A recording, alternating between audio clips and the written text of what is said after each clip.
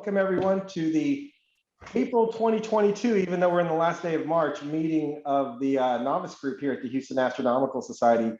For those of you who don't know me, my name is Joe Califf. I'm the president of HAS, and I am super excited to be back. I know I've missed the last month's meetings because I just had a lot going on, and just super excited to get back into the swing of things here.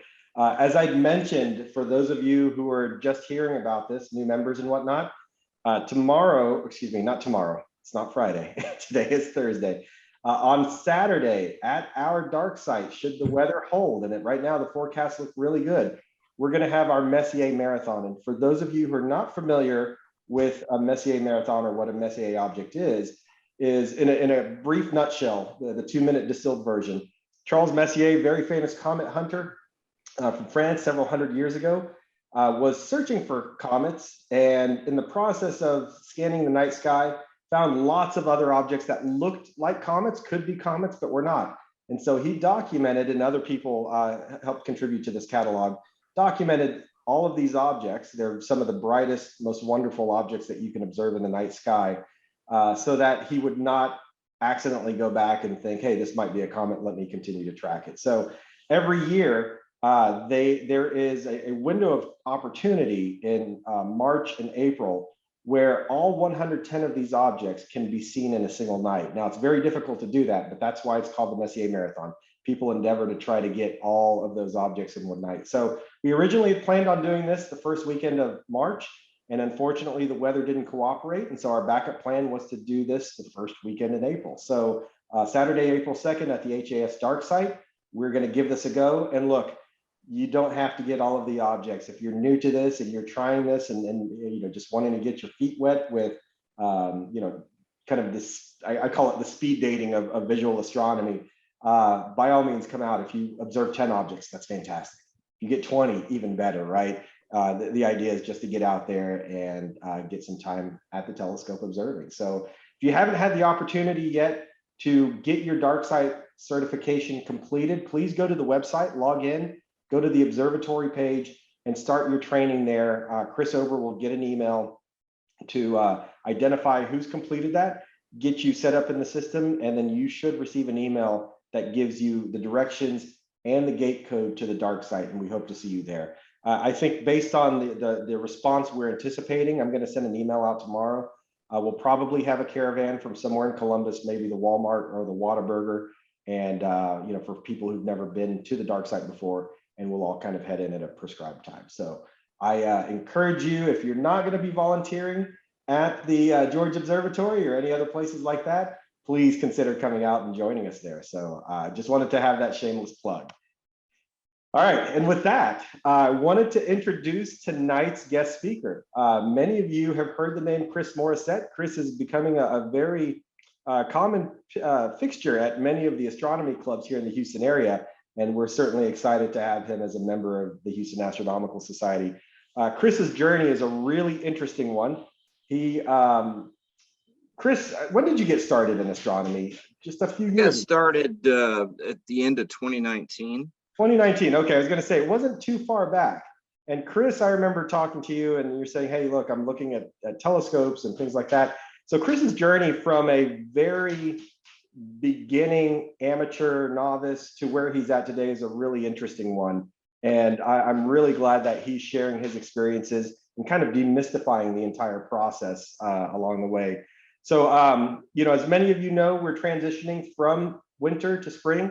If you're familiar with some of the more common winter constellations like Orion and Canis Major, you're starting to see those get lower and lower on the western horizon, and some new friends, I always call them friends, are popping up in the east. And Chris is going to walk us through a tour of the spring night sky. So Chris, take it away, please. All right, well, let me get my, Stop my share. Yeah, I'm gonna go ahead and bring up my slides. And I'm gonna blow these up. Can you see that? Yeah, it's there. And I was just going to let people know that we already have a few items in the chat window. If you have questions for Chris throughout the course of the discussion tonight, please use the chat feature that we have in Zoom, or if you're watching it on Facebook, type in your messages there. I'll go ahead and collect all of those. And as we get to the end of the presentation, Chris, if you don't mind, we can have people come off of mute. I'll call on them and have them ask their questions. Perfect. Perfect. I appreciate it, Joe. Yeah. Great. So in the spirit of spring, I'll use a baseball metaphor. I'm pinch hitting for Debbie Moran tonight. And with any luck, I'll get on base, maybe get a home run tonight. So tonight we'll be talking about navigating the sky, and we'll be focusing in on springtime. And this is brought to you by the Houston Astronomical Society, in case there was any confusion. So before I dive into this, there will be some preliminary information that I'll bring out, things that Debbie typically covers with each of these presentations. And then we'll be talking about a couple of key signposts in the springtime sky, namely the Big Dipper, and then we'll also use Orion, because although that's a winter constellation, it's still up. And then we'll take a tour of the sky, and hopefully some of the things that we talk about tonight will help you if you're going to be participating in the Messier Marathon. So with that in mind, even if you have these devices, it's still good to know the night sky. And automation is great, information technology is great, but it's not foolproof. And if you know the night sky and can compare that to the results you get on a iPhone or a go-to mount, you're really better off for it, because IT and automation can lie to you. It's good to know the night sky, not only to check automation and other tools, but also it's just great to know that information. The first thing that you'll want to learn are the constellations, and of course this is how they did it in the old days, so to speak. They would create myths out of the various star patterns, and then use those stories to help pass along how people would learn the night sky. I added this slide as well. I think in addition to knowing the constellations, learning the brightest stars will really help you get to that neighborhood, so to speak, rather quickly. The chart that you see here in front of you has 24 of the major stars, and I kind of put a gray blotch in front of the stars that are more geared towards the southern hemisphere. But if you can find Rigel, if you can find Sirius, if you can find Capella, if you can find Deneb, you're right there on the constellation, and then it's just a matter of focusing and looking at the other less bright stars to make out the pattern.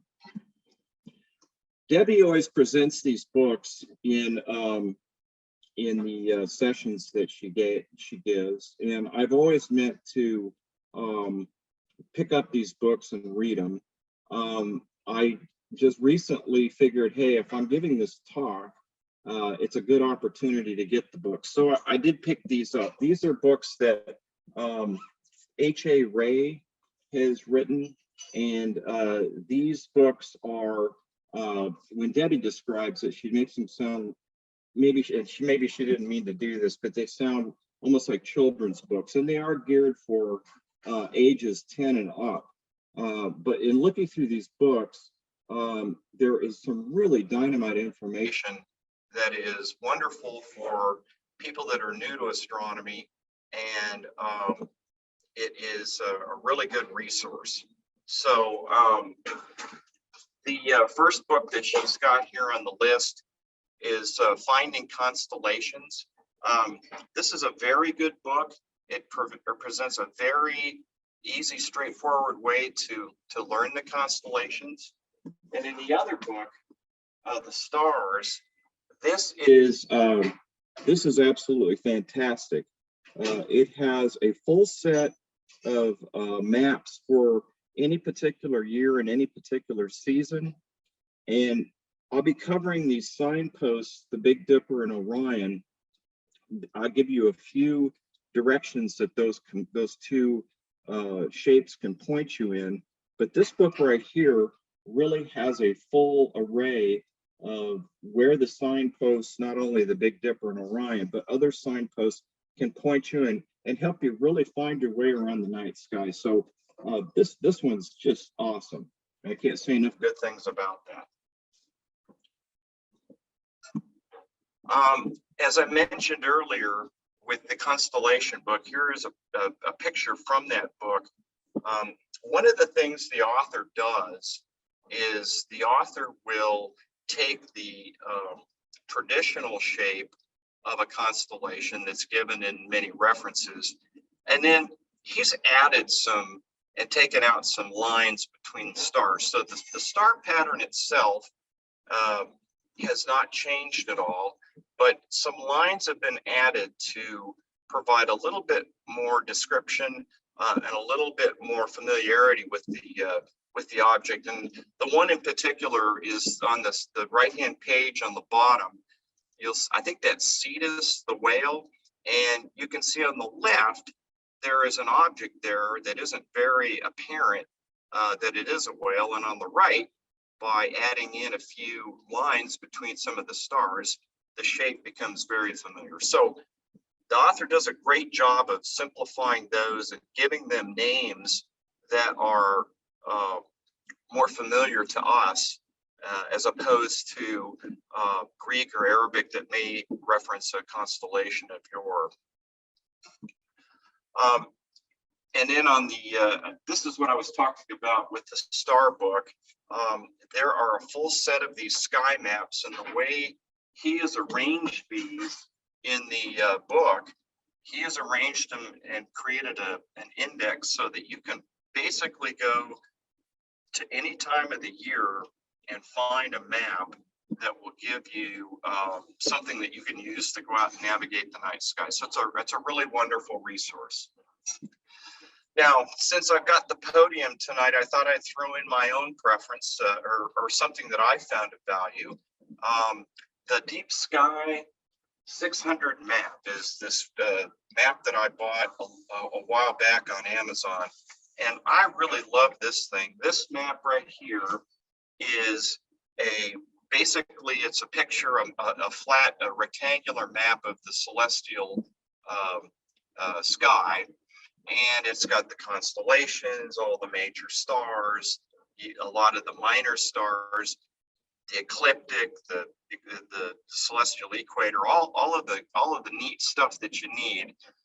But in addition, it's got quite a listing of deep sky objects that will give you a great way to begin to see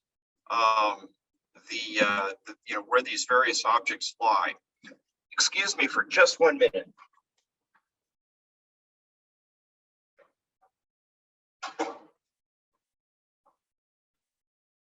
Sorry about that. My wife just got the wash started and she left the door to the utility room open. So that's taken care of. Now, back to the map. This map has quite an extensive list of deep sky objects on it. And if you flip over the back of the map, you'll see here a big table. And this table really represents all of the deep sky objects that are listed on the front. And each line has the name of the object, the constellation it's in, its coordinates, its magnitude, its size, apparent size, and a short, brief description of what the object is. So if you're going to go out and do something like a Messier Marathon, this map can come in handy in terms of finding out distances between two stars, or where an object lies on, say, a line between two stars. So anyway, one of my favorites, and I just thought I'd pass that on to you. The night sky, the planispheres are a great tool to use when you're finding your way around the night sky. These are typically designed for a short range of latitudes, and for Houston is close to 30 degrees. So we're right at the edge in terms of being able to use the standard planispheres. if you've used these in the past, the way these operate is that you line up the time of night that you're outside with the date, and then from there you'll see a picture of the night sky in front of you. As we'll talk about here in a minute, it's important to turn the planisphere so that the direction you're looking, I think this is let me hold that thought for right now. Yeah, no, I'm sorry. If you're looking north, then you want north to be at the bottom, and if you're facing south, you'd want to rotate it 90 degrees, and then that way the night sky that you see on the disk matches up with what you're seeing out in the sky.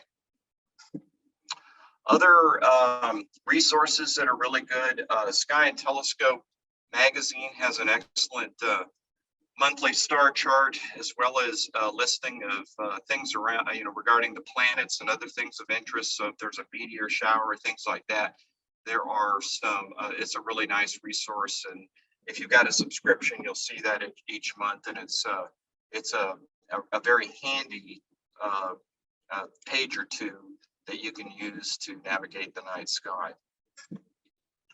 Sky Maps is another resource. Debbie pulled out some maps for April, and these maps are included in the presentation. I'll show you that, but she got these at skymaps.com, and they are free monthly maps and another excellent resource to tap into. And here's the picture of the April 2022 map. So you get kind of that planisphere disk, plus on the left-hand side, you have a listing of various events and things that are happening that month that you can make yourself aware of as well. And again, when I was talking about earlier, you need to watch out, because when you look at a planisphere or one of these maps, and I think we can see that with this, you notice that west is on the right and east is on the left, and that doesn't make any sense if you're used to a terrestrial map. So it's important to have the map pointing in the proper direction so that you get the orientation correct. And that is, if you're looking north, you want to have north pointing down, and if you're looking south, you want to have south pointing down. And so here's what it would look like if you're looking north, and you can see that the north is pointing down, south's up, but everything else is upside down. But that's okay. And anyway, that's how that works. A little bit about some basic star chart terms, and I'll just kind of walk through these briefly. I think these are covered pretty much at many of the novice meetings, but the celestial North Pole is in fact the same as our own North Pole. The celestial equator runs parallel to our own equator. There's this thing called the ecliptic, and that is the orbit or orientation of the sun and planet, how the sun and planet appear to us from Earth. And you'll notice it's at that 23-degree tilt, and that's what the ecliptic's all about. Now, right ascension and declination, these are two items that took me a while to kind of get my head wrapped around. But essentially, what you need to think about is right ascension being analogous to longitude on a terrestrial map, and declination being analogous to latitude. So right ascension and declination are two coordinates that will help you identify where a star, where a deep sky object, where a constellation, not the whole thing, but in general terms, where it lies in the night sky. Declination is in degrees, and right ascension is actually in hours and minutes. And I'm not gonna even try to explain that because I think if I do, I'll probably mess it up. But suffice it to say, think of right ascension as longitude and think of declination as latitude. As we mentioned earlier, the ecliptic is a line that the sun and the planets are on as we see them in the night sky. There are also a series of constellations that fall on the ecliptic, and those are known as the Zodiac constellations. So Gemini, Taurus, Cancer, Leo, all of those are constellations that fall on the ecliptic. There's also a 13th one called Ophiuchus, and for some reason that one didn't make the cut. But I guess because 12 months, they only needed 12 of them. So anyway, those are the zodiac related constellations that fall along the ecliptic. Here is the apparent motion of the stars and various deep sky objects from our perspective on Earth. So when we are at mid latitudes like we are here in Houston, we're going to see Polaris in our own case at approximately 30 degrees above the horizon. And that's actually pretty good because we get a wide variety of stars and other deep sky objects that we can see that you wouldn't be able to see in, say, St. Louis or Chicago or any of the other, an area that's farther north than Houston. Two examples I'd like to share with you. One, I saw a very bright star out one night from my driveway, and I admitted I got out my phone app and looked it up, but it was the star Canopus. And this star is very low on the horizon. And that is a star that was barely above our own horizon, but I was able to see it. It was a very big, bright star, but it just kind of points to how lucky we are down here because we see a lot of objects that you just wouldn't see in other parts of the country. The other one was a week ago tonight. I was out at the dark side doing some photography, and one of the other observers was out there, and he came up and says, "Hey, look over the top of that tree," and it was like this big fuzzy thing. Well, it was Omega Centauri, I think is the name of it. It's a big globular cluster, and he had his binoculars with him. We looked through that, and it was stunning, just spectacular. Again, it's a treat though that we get because we're at because of the latitude that we're currently reside at. So if you look on the left-hand side, for example, this is what your orientation would look like. Polaris would be right up over your head, and you would have the Big Dipper never going down over the horizon. And if you're at our latitude, you get more of a tilt and again, more of a variety of things that you would see down here. And then here's a picture that one of our HAS members took a while back. And basically it's a picture of Polaris and the star trails around it. And you can see that there are a number of stars here that will never rise and never set. They're always up in the sky. Of course, during the daylight, you're not going to see them because the sun is shining.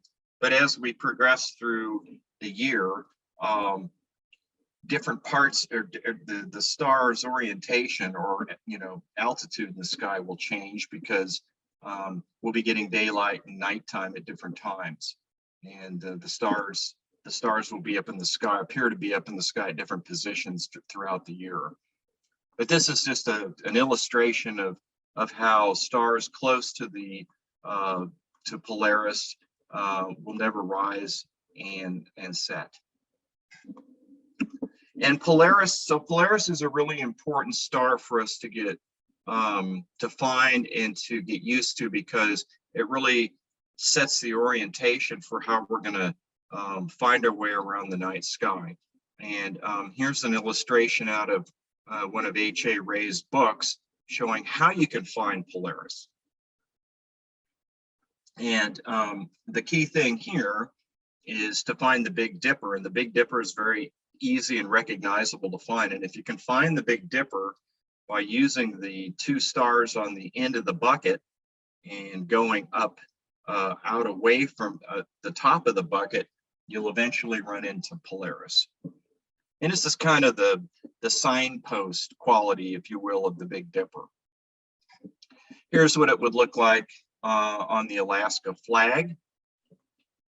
And just kind of an exaggeration, if you will, but better, you know, it's still illustrating the point.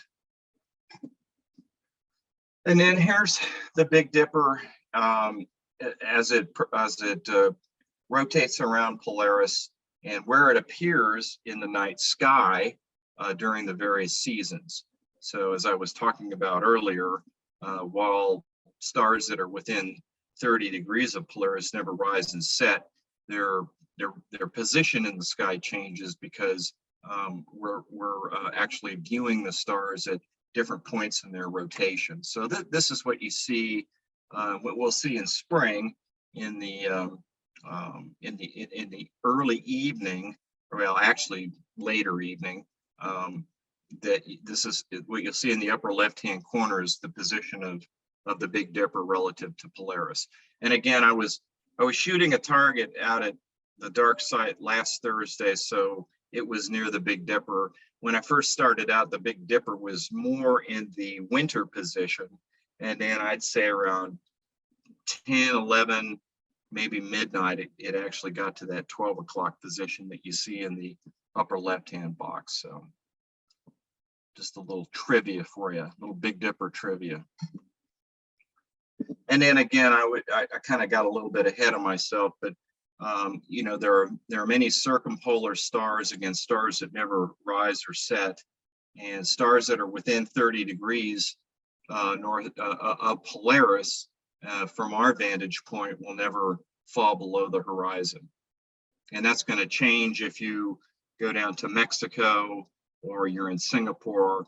There will be more stars that will never rise and set, and if you go farther north, there will be fewer stars that won't rise and set. So now it's we have a North Star, and it's lucky that we do, but we will not always have Polaris as our North Star, and this is due to a phenomena called precession. And precession is like the spinning of a top, and that's illustrated here. The Earth, being somewhat analogous to a top, has this precessional motion to it. So the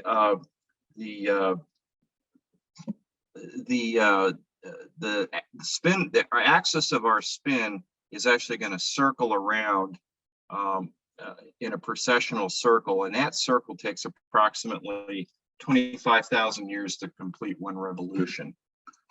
And so right now we're pointing at Polaris, but in about 13,000 years, Vega will be our North Star. So that's where this phenomena comes into play, and our North Star will change over time. There's another phenomena as well called nutation. So in addition to having this precessional orbit, there's also a bit of a wiggle in the orbit that changes the orientation of the stars. And this happens more frequently than the rotation around the precessional circle. And so over a period of time, star atlases need to be updated. Here's an example of probably a 19, I don't know if the dates show up on your slide or not, but I think this is from circa 1950. And so I'm not sure what frequency these are changed at. I want to say every 30 years or so, but the last one I think was 2000. And here's the picture of the star atlas from 2000. So now I would imagine, since we've gone digital with so much, it's probably more of an ongoing real-time effort to change star atlases, but I'm guessing. Charles Messier, I think Joe covered Charles and what he was up to and what he was trying to do by creating his catalog, kind of inadvertently giving us a catalog of beautiful objects. So I think I will rush right past Charles, and then we'll go into rules of thumb. So this is kind of the last tool, the last tip that I'll provide in the presentation tonight. So here's what we've got. So if you want to find a 1 degree space or 1 degree separation in the sky, using your little pinky will give you that 1 degree measurement. And that would be akin to an aristocrat drinking tea or champagne. So that's kind of how you can remember the pinky. 3 fingers, or the Scout's honor sign, that would give you a 5 degree measurement of the of space in the night sky. The fist will give you 10 degree measurement, and again we're looking at from here to here, knuckle to knuckle, or probably the edge of your thumb over to the side of your hand. Hook'em horns would give you 15 degrees. And then the hang loose sign from Hawaii gives you 25 degrees. All right, so now we'll get on to actually finding our way around the night sky. And the first thing that we're going to talk about here is the Big Dipper. And the Big Dipper is a handy signpost. And let's take a close-up look of what the Big Dipper looks like. So here's a close-up of the Big Dipper. There's a couple of objects here that we're going to talk about, take a closer look at, but I'll point you to the yellow arrows that I've got on the picture. You'll notice the first one off the end of the handle takes you from the end of the handle down to a star called Arcturus. And so the common refrain is that you want to arc to Arcturus. And that's how you do it. You follow the handle out off the end, and that'll take you down to Arcturus. The other signpost is up to Polaris, and we talked about this earlier. So off the end of the bucket through the top of the bucket, if you follow those two, a line from Merak and I think it's Dubhe, that'll take you on to Polaris. And then on the inside of the bucket, the stars on the inside of the bucket, if you go down through the bottom of the bucket, that'll take you down to Regulus. Again, those are just 3 ways that you can use this signpost. The H.A. Ray book talks about many more ways you can use the Big Dipper as a signpost. And then there are also a number of nice features around here. There's a number of nice galaxies. We'll talk about a couple of those. And the first one we're going to talk, well, first of all, before we get into the galaxies, one object, it's not a Messier object, but it is a really neat thing to look at, are the double stars Alcorn and Mizar. They're in the middle of the handle. If you're looking at the Big Dipper, if your eyesight's really good, you can probably resolve them. Now, my eyesight has really never been all that hot, so I can't resolve those 2 stars, but I got the binoculars out the other night and went out there, and it's very easy to resolve those 2 stars with binoculars. And it's always kind of a quick, easy exercise to just kind of get your bearings out there in the sky. So that was fun. And that's an easy one to tackle.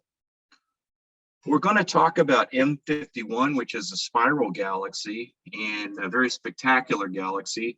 If you're doing the Messier Marathon, this particular object would be possible, but probably hard to find with binoculars.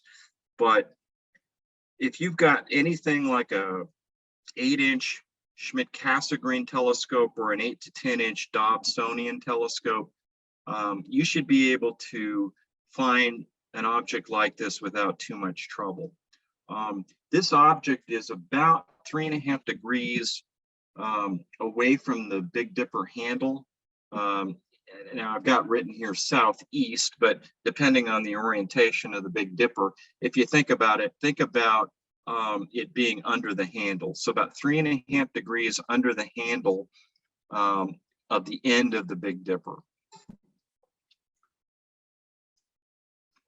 And this is what M51 would look like. It's called the Whirlpool Galaxy. And this galaxy actually is not in Ursa Major, which is where the Big Dipper resides. It's in a constellation called Canis Minor. So it's a next door neighbor, but very beautiful galaxy.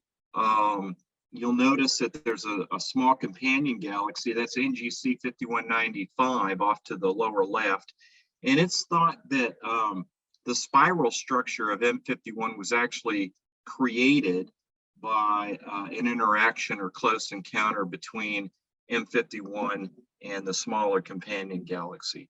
So beautiful galaxy, a great one to go, and obviously it'll be on the Messier Marathon, and a neat one to watch out for. The next two are kind of near and dear to my heart, M81 and M82. So M81's Bode's Galaxy, M82 is the Cigar Galaxy. I was out, again, I keep going back to my dark side experience, but hey, what the heck, it was the HAS dark side, so it's worth giving that a plug. But I was out a week ago tonight doing an astrophotography image of this. So I had this up on my computer screen all night. So I was not doing visual astronomy, so to speak, but I was studying it nonetheless. And these objects right here, if you were going to do this visually, I'm not sure you would be able to do that with binoculars unless you were at a dark sky site like HAS. From what I've heard, my visual, if you haven't kept caught up on this, my visual tool are the binoculars. So that's what I'm most familiar with. But it is possible. I've heard from other sources that you can't see this. Again, I would think from a dark site would be probably your best bet.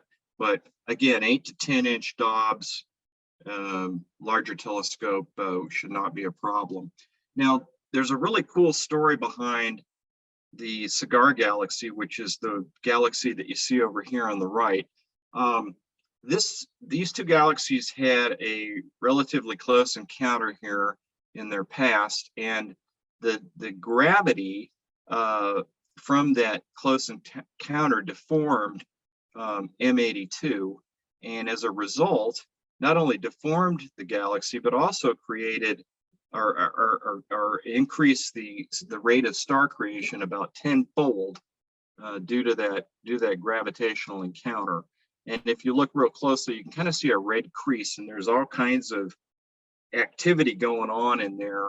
And it's an interesting story. So again, this is a pair of galaxies that's out towards the Big Dipper, and will be on your Messier Marathon list. And beautiful to watch, beautiful to look at.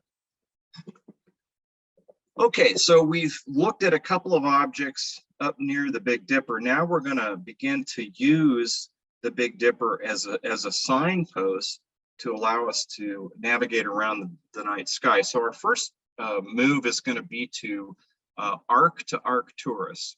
And the way we do that is we go off the end of the handle and kind of in a straight line down from there, we'll run into a bright star called Arcturus. Later on, we're going to spike or speed on to Spica, which is in the constellation of Virgo. Arcturus is in the constellation of Bootes, and so that's where we're going to go next. So here is a map of Arcturus. You can see it here down in the bottom, and it's on this constellation called Bootes, or as H.A. Ray refers to it as the herdsman. And from here, a really neat object that is close by is a globular cluster called M3.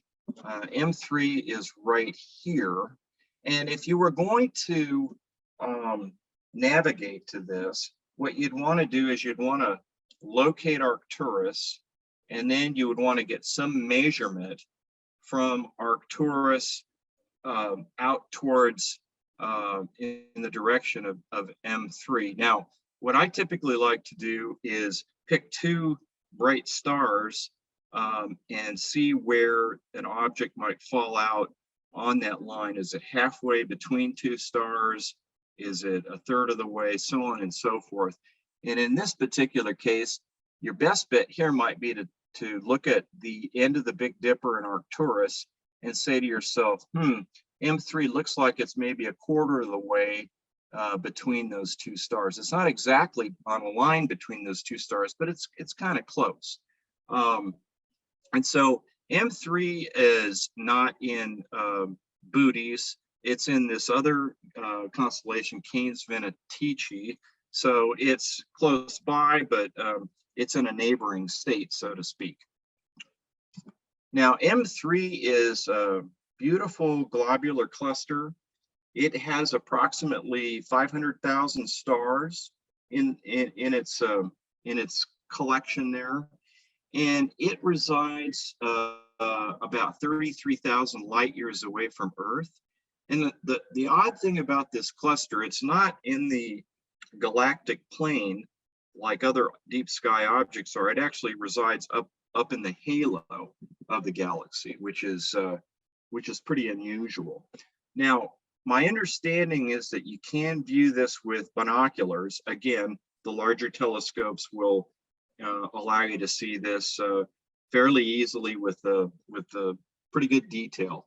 But with binoculars, you might be able to make that out as a smudge rather than the stars that you see here. So this is one I do want to give a try to. I wasn't able to see if I could find that out here on the driveway the other night, but I want to try and see if I can find that. And then you'll see here, here's the galactic plane, and then a globular like M3 would reside up in this neighborhood right here. So unusual. And these globular clusters, even though they're in the halo, they are gravitationally bound to the Milky Way, so they are part of our galaxy. So how they got there, I don't know. One other thing, they are mostly old stars, so they've been around for quite a while, but they're beautiful to see. Okay, so that was an object around Arcturus in the constellation of Bootes. Now we're going to speed on to Spica, which, and I'll just flip back up here quickly. We were at Arcturus. Now we're gonna draw another straight line to a bright star, and now it'll get us to Spica. And Spica is in Virgo, and Virgo is a very interesting constellation. It has a plethora of galaxies, and it's now coming into view in our night sky kind of during prime time. And springtime is typically referred to as galaxy season, and this is one of the main reasons why, because Virgo and Leo, as I'll show you here shortly, have a lot of great looking galaxies. So a couple of areas of interest here are the galaxies that you see up here, kind of the Virgo Cluster as they call it. And then down here, there's another galaxy, very prominent galaxy called the Sombrero Galaxy that is a little bit to the right of Spica. And again, with your Deep Map 600, if you open that up, you can get a more precise reading of how many degrees away that object would be. And then when you know that, you can use the finger signs that we learned here earlier in the presentation to go find that object. Okay, so first we're going to look at the Virgo cluster.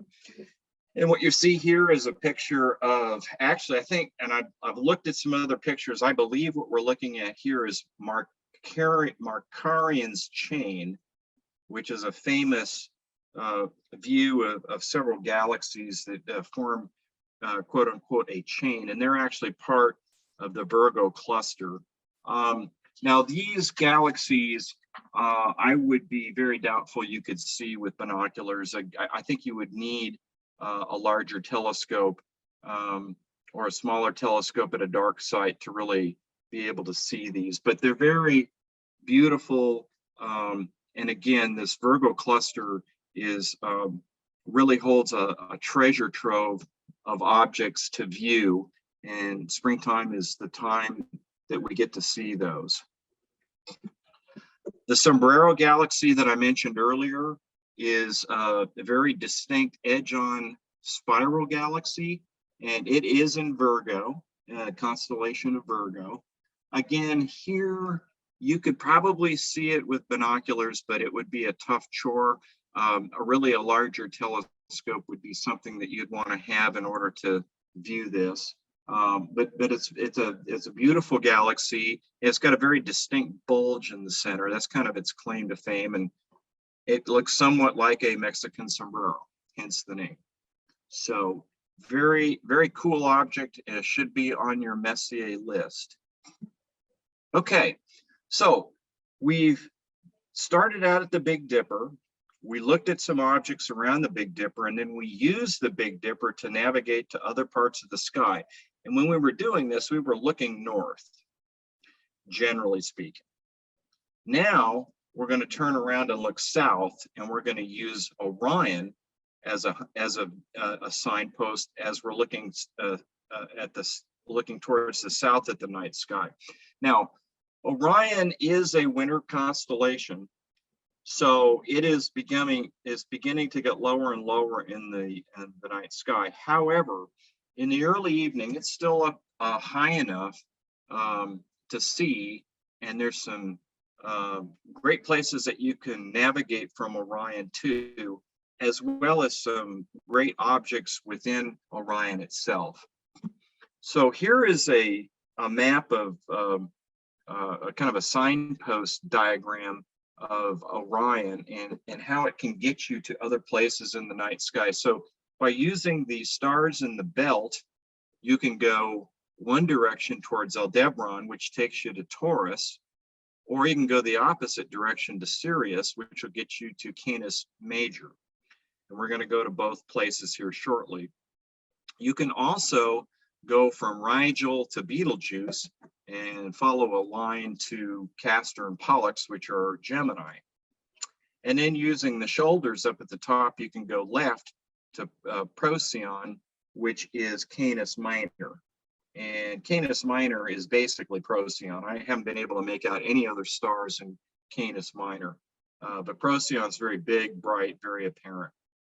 So it's a wonderful signpost, and there are many other places that can take you, but these are three directions that we'll go tonight. So here's a map of Orion, and as you can see, kind of the star of the show for Orion is M42, the Great Nebula, or Great Orion Nebula.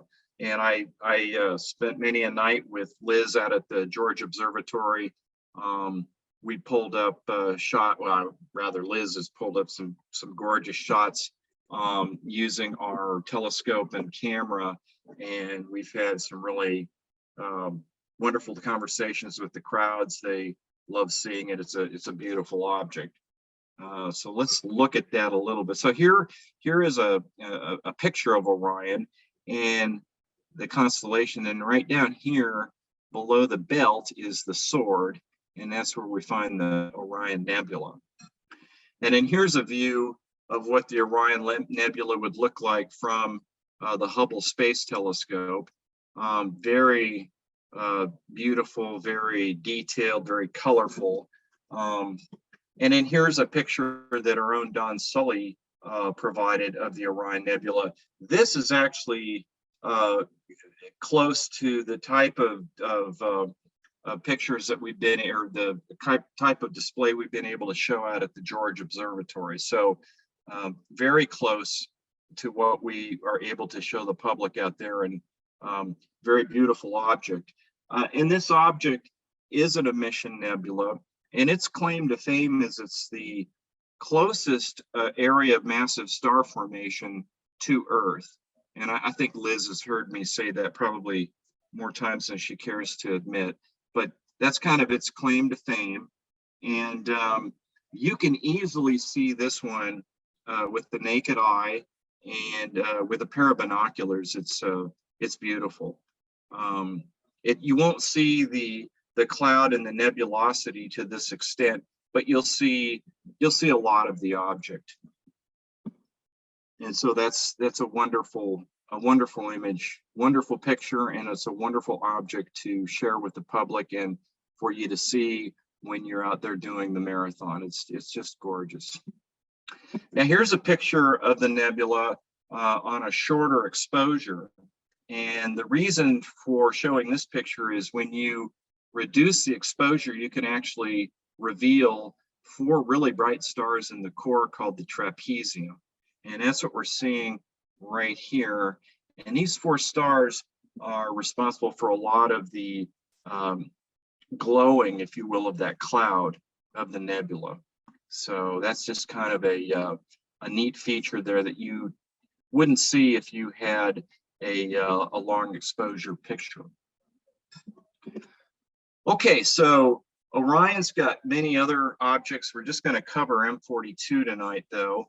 And now what we're going to do is we're going to move on from Orion, and we're going to go to its neighbor called Taurus. And the way we do that is to get to Aldebaran, which is a bright red star right up here.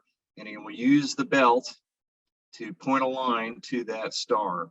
And you may think to yourself, well, gee, is this for real? Am I really ever going to see that? You will see that. These stars are that I showed you on that one slide are so bright and noticeable that you can't miss it. So it's a very reliable way. It just takes a little practice, but once you've had a chance to practice it, you won't have any trouble finding these really bright stars. And the other thing about Aldebaran is it's red. It's a red giant. So you'll notice that there is a little coloration to it, and that'll be another indicator that you're on the right star.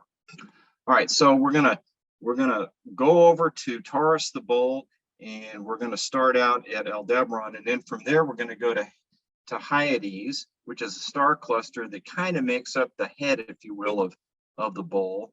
It's about 150 light years away. It is an open star cluster, has about 300 to 400 stars. And Aldebaran, although it's close, it's not part of that star cluster. And then here, oh, I'm sorry. And then you can see this one easily with binoculars. And again, the other night when I was out prepping for the talk tonight, I was able to find this without really too much trouble. It's very, very apparent, very easy to see. Moving on to the right, you can see the Pleiades, which is a famous open cluster. And you'll see pictures of the Pleiades and you'll say to yourself, is that blue for real? And it is. There's actually swirls of nebulosity that must have been left over from the nebula cloud that was the incubator for these stars. And you do see these. When I've looked through them with a set of binoculars, I can't make out the blue. I think it's just because you don't have enough exposure to really tell. But through a telescope, a larger telescope, and certainly with EAA, you could make that blue coloration out very easily. And again, this one is not only beautiful through binoculars. I've had people come up to me at the George Observatory and ask me, well, what is that bunch of grapes that are up in the sky? And it's Pleiades. So you can actually see this very well with the naked eye, even from light polluted skies here in the suburbs. The Crab Nebula is another famous object in Taurus. This is a supernova remnant, and it is difficult to see with binoculars. As a matter of fact, I would be hard pressed to say, again, I've heard others say that you can see this. A larger telescope is definitely going to be something that you'd want to use. The thing I like about these supernova remnants is, unlike an emission nebula that is radiated by surrounding stars and looks like a cloud, this almost looks like an electrical like lightning or an electrical current of some sort. The coloration and the detail is actually the result of a pulsar that is sitting at the middle of this nebula, and that the energy from that pulsar is actually what's making the nebulosity show up and look like it is, with the again kind of a lightning, kind of an electric feel to it. And so that's M1, the Crab Nebula. Again, that's going to be another one on the list for the Messier Marathon. Now we're going to go over to Canis Major. So we just navigated from Orion over to Taurus. We're coming back the other way now. We're going to go from the belt down to the other direction, and we're going to go to Sirius. And Sirius is a big bright blue star. You cannot miss this one. We're going to take a look at a couple of objects in Sirius. The first one will be M41, and M41 is another a star cluster. It's an open cluster, and it is approximately 4 degrees from Sirius. So if you put up your fingers, remember that's 5 degrees. So if you use your 3 fingers, you can probably get pretty close and measure the direction down to M41. Again, M41 is an open cluster. It's about 2,300 light years away from us. And I think the key thing to look for in this cluster to tell if you're in the right area are these this orange star that lies at the center of the cluster. Now, I'll be honest with you, I was out looking at this with the binoculars or trying to find it the other night. With a pair of binoculars, I should be able to find this thing pretty darn easy, but I was unsuccessful. I think part of my problem is it was not completely dark out, but again, at the dark sky sight and with a larger telescope, this will be no problem whatsoever. So that's M41 and Canis Major. And then the other cluster is NGC 2362. Again, it's an open cluster. Should be able to see that with binoculars. And it is made up of about 500 stars. So again, another cluster that is in Canis Major that would be a neat thing to go look for. Okay, so now we're going to go up to Gemini, and if you remember, we can get to Pollux and Castor by following a line between Rigel and Betelgeuse, and that'll take us up to this neighborhood here. And this is Pollux, and that's Castor. And we're going to take a look at a small star cluster down at the feet of Pollux and Castor, or of Gemini rather, called M35. And it's another open cluster. Again, should be easy to see with binoculars. And again, all transparency here, I was not able to find this one, but that doesn't mean that again, it may have to do with the lighting or the time of night I was looking for this thing. In any event, the way to kind of tell if you're in the neighborhood here is there's a smaller cluster that is around the perimeter here. And I think this is what they're talking about with NGC 51 or 2158. So to me, my strategy would be is to get close in the sky and then maybe try to, if you think you're on a cluster, try to see if you can locate this one as well. But again, I wasn't able to find it, but I'll bet people can.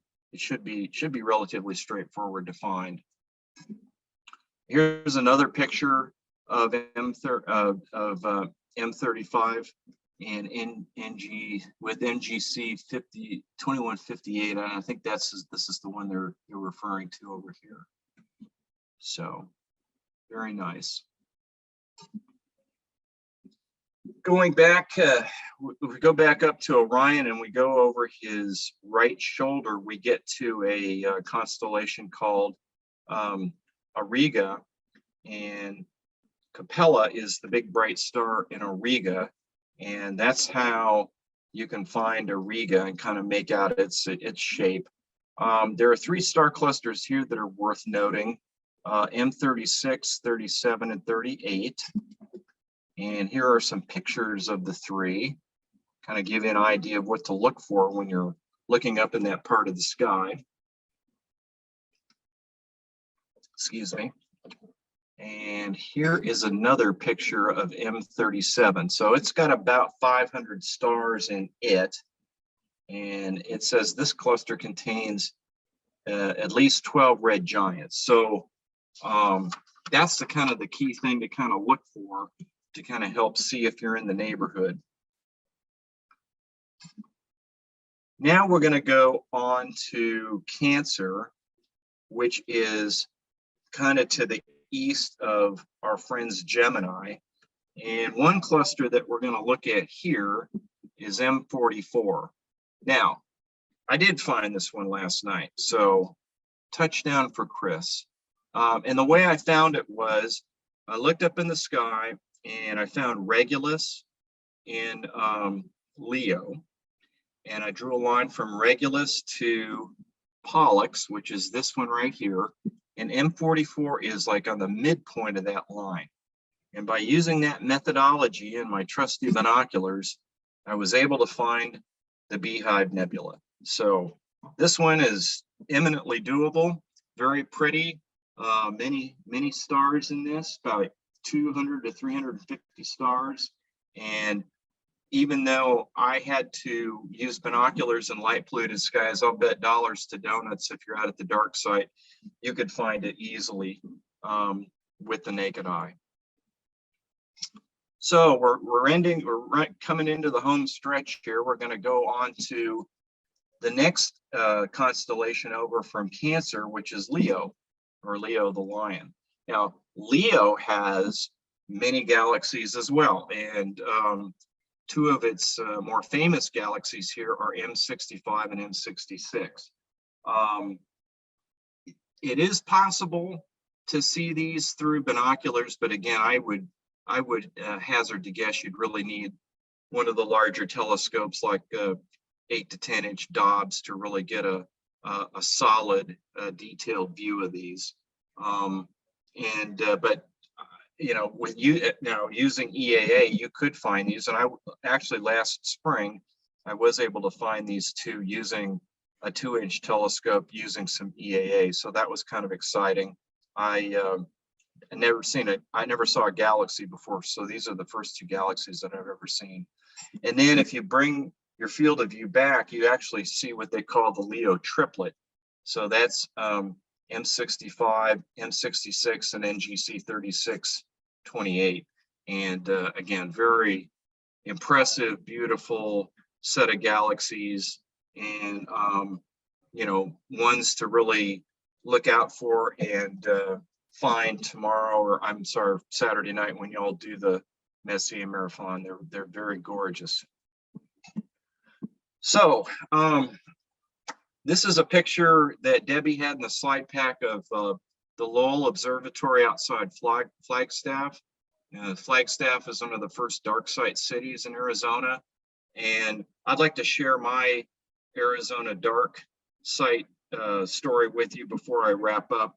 On Thanksgiving, I flew out to Phoenix to meet up with my daughter and her fiance to do some hiking. We were going to go up to Sedona. And if you've ever been to Sedona, Sedona's kind of out in the middle of nowhere. And my flight got in late that afternoon. So as I was, the second part of my 2-hour drive up there, it was pitch dark. And I'm praying Google Maps has got me on the right road, because I ain't seeing anything saying I'm near Sedona. So finally I see a street sign or a highway sign that says 5 miles to Sedona. I'm thinking, happy day. So I'm driving along and Google Maps is saying, hey, you've reached your destination.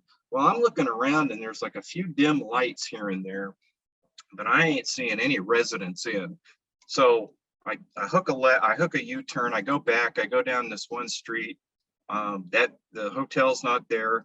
I come back up on the main drag, I'm going relatively slow, and I see this low profile sign out front with my hotel names on it, but it's dark. And so I'm thinking, man, this place must be like the Hotel California. It's way out in the middle of nowhere. So I pull in, I check in, I get my room. Next morning, I get up, bright sunny day, grab a cup of coffee, say, hey, let's go out onto the parking lot, just get some fresh air. I go outside, I look around, and a city had grown up around me. There were houses, there was traffic, construction sites. I said, where did all this come from? Well, it turns out that Sedona, like Lowell or like Flagstaff, had implemented all the lighting specs to become a dark site. And so all of the things that Debbie has been talking about, that's for real. That was my experience in Sedona. I thought I was in the middle of nowhere, and sure enough, I was in the middle of civilization. So anyway, that's my dark sky story. So with that, I'll wrap up here. Say, get out there, look at the sky, have fun at the Messier Marathon, and thank you for your attention. And if anybody's got any questions, I'll do my best to answer them. So thank you very much. All right, Chris, thank you so much. Can you all hear me by chance? I can. You can? Okay, perfect. Wonderful presentation. Thank you. We did have a few questions that came up in the chat here. I think some of them were related to the Messier Marathon, and people looking forward to that. There was a question around what the light windows are at the dark site now. So now that we're in daylight savings time, the light windows are midnight and 2 a.m. It does get darker later, so the light windows have shifted to midnight and 2 a.m. So you can use one of those two opportunities to leave if you don't want to stay for the entire night, or if you have to leave before then or sometime in between, you can always park your cars, your vehicles next to the exit, and that gives you an opportunity to leave the dark site without violating any of the light rules. There was a question about what size scope you referenced earlier. I think that was maybe the 8-inch telescope, and I can't remember in what context it was, Chris. Yeah, so as I mentioned earlier, my visual observing, I use binoculars. So I sent out a feeler to Renee, who was involved in the Messier Marathon. I said, hey, Renee, for the more obscure objects like M1, M51, M81, M82, what telescopes get you there? And she was kind enough to reply back. And her bottom line was, if you really want to see those smaller objects, something like an 8 to 10-inch Dobbs or a 8-inch Schmidt-Cassegrain telescope would be great for viewing those. And if Renee, if you're on the line here and want to chime in, feel free. But that I wanted to provide that because, again, I don't have a telescope myself that I use for visual observing. Yeah, that's right, Chris. This is Renee. Of course, a lot of people say they can see those items with binoculars, handheld ones at that, but this is a novice presentation. And if you can spot them with binoculars, you're just having bragging rights, because you really won't be able to enjoy what you see without using I guess what is now termed a mid-size scope. Right. Okay. So if anybody has any questions for Chris, please feel free to come off of mute and ask them. While we're doing that, I just wanted to share a few of the images that were shared to us in the chat by Carlos Aredo. This is an image of M81 using his electronically assisted astronomy techniques, EAA. It's not quite astrophotography. It kind of fits a niche all to itself, but wonderful things that you can see even from light polluted suburban or even urban skies. So this is the M81 Galaxy, Bode's Galaxy from Carlos. So Carlos, thank you for sharing that. And then he also shared an image of M35 that you referenced as well. And this perfect was that he had taken with some annotations there. So right, that was pretty fantastic. And then I'll just have to share these really quick. This is an image of the Sombrero Galaxy, Chris, that you were referring to a little while ago. yes. This was taken out at the El Dorado Star Party. I did this with my telescope, and I was using the Will is on the call here tonight, he has a night vision monocular that can be affixed to an eyepiece. And I actually just put my iPhone right up to the eyepiece and snapped this picture, which is Well, there you go. incredible. So that's Very nice. M1 And then the last thing I wanted to mention, kind of in reference to one of the objects that you cited. Again, this is another image. You can probably make out what this is, but this is M51 and the two galaxies that were taken again with a large telescope and night vision monocular attached to an eyepiece. And again, once again, I think I was using an iPhone 6 at the time, so nothing too fancy. And this is what we were able. I thought it was absolutely fantastic. Oh, that's wonderful. Yeah, very nice. Yeah. So who has questions for Chris? Go ahead and come off of mute and ask away. I think. Mike? Yeah, in that last picture that you showed from Cydonia, was that a lenticular cloud on top of the mountain? That was from, I think, Lowell Observatory of Flagstaff. And I'm not sure. I think it did look like a big cloud, though, didn't it? And I didn't pay that much attention to it. I don't know if I can bring that back up or not. Yeah, let me stop the share here, and then let's back up. Yeah, let me do that. Let's share that. We'll go up. Let me go here. Oops, wait, right here. There it is. Okay. All right. Right there. That one, right there. Yeah. Yeah. That is cool. That is cool. I did notice that. I just thought it was a cloud, but I didn't know what kind of cloud it was. Is that UFO. mountains? Yeah, Pardon me? It's a low pressure area from the wind around the mountain. Yeah. Again, this is the sky is at the Lowell Observatory outside Flagstaff, and that's all I know. That is a cool picture. Yeah. You ought to print that one. That looks so cool, that cloud there too. And the sky. Well, I can't take credit for it. I got it from Debbie, so. It's great, Debbie, wherever you are. Yeah. So. That is lovely. All right. What other questions do we have for Chris? Thank you.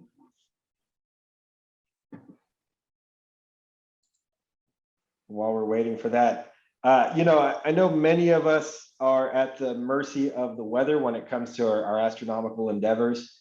And for a lot of us, we make plans, and even the best made plans are for naught because Mother Nature decides not to cooperate with us. However, I was on my phone and saw an update from Renee Gaddaly, who is our field trip and observing chairperson, who is putting together this entire Messier Marathon. And Renee, you might have some good news to share with everybody here tonight. I do. I absolutely do. The Messier Marathon is a go. I couldn't stand it. I was going to say save it for the Friday meeting, but I'm going to be at the dark side already and getting things set up. Another thing I'm really excited about, Carlos, you're on here. Thank you for putting those pictures up, because we are doing things a little differently. We are having the various special interest groups represented, the astrophotography SIG. Simon Tan is your point person. He'll have a yard signed by him. He has already run the Messier Marathon astrophotography version. And I have looked, and this is one of the first really great ones done anywhere that Google knows about. He's got to do something with that. I'll help him get it published or something. The EAA SIG, we just saw what Carlos can do with that. And Carlos, you've said you are happy to have people come and check out what you're doing. I hope you do take some time to do that. The visual SIG, that's Stephen Jones. He'll be there with, anybody who uses visual go-to or handheld or whatever. And Craig Lemison with the binocular SIG. So if all you have is a pair of binoculars, and I say all you have, they're fabulous instrument to use. You go see Craig. let's see, sunset is 7:40. Please get there a few hours early just so you can get set up and get to know some of your club mates there. And because it will be quite a late night, hopefully. Joe's already said where to park if you need to leave early. Anyway, we will have coffee and hot chocolate and tea and snacks and everything in front of the Dobbs Shed at what we call the Dobbs Shed Cafe.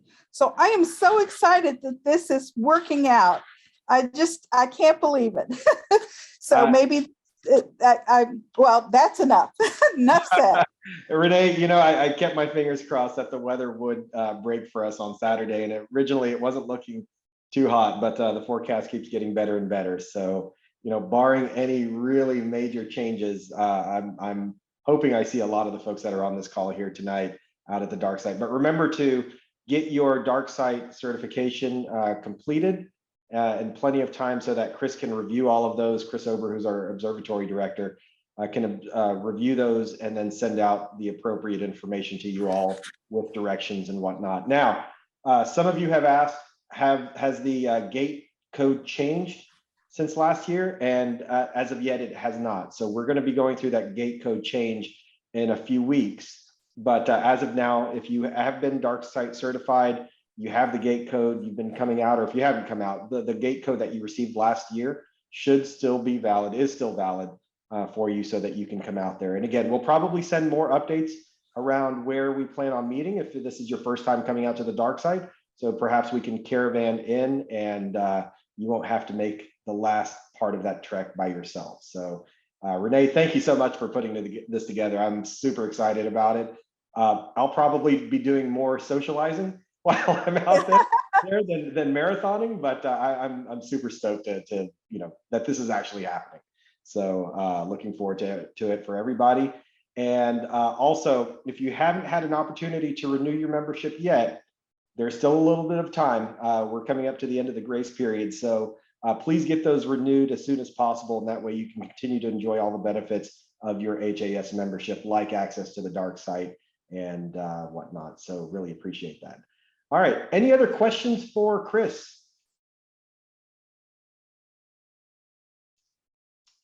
Not hearing any. And what I wanted to do was just flash this. So Chris, thank you so much for tonight's presentation. It was absolutely wonderful. I always enjoy these seasonal presentations around the night sky.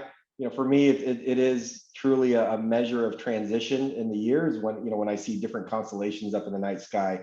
So this is getting me excited because spring is galaxy season and I enjoy observing those galaxies. So thank you again for the wonderful presentation. And if you haven't yet, please go ahead and register for tomorrow night's meeting. We are going to have Arne Hendon, who's going to really spend some time to walk us through the new Vera Rubin Observatory, a wonderful observatory that's being built, and how you can help with some citizen science opportunities there. So get registered. The registration link is on our website, astronomyhouston.org. And if you do any of the social media sites, you're on those, go ahead and give us a follow if you haven't done so yet. You can see the links to Facebook, Twitter, Instagram, and YouTube there. And as always, if you have questions about tonight's presentation, about tomorrow's presentation, about the Messier Marathon, anything, you can always send us an email at info@astronomyhouston.org. So Chris, again, thank you very much for the wonderful presentation. Renee, thank you for the wonderful, great news about the Messier Marathon. And I look forward to seeing you all tomorrow and certainly in person on Saturday. Thank you all.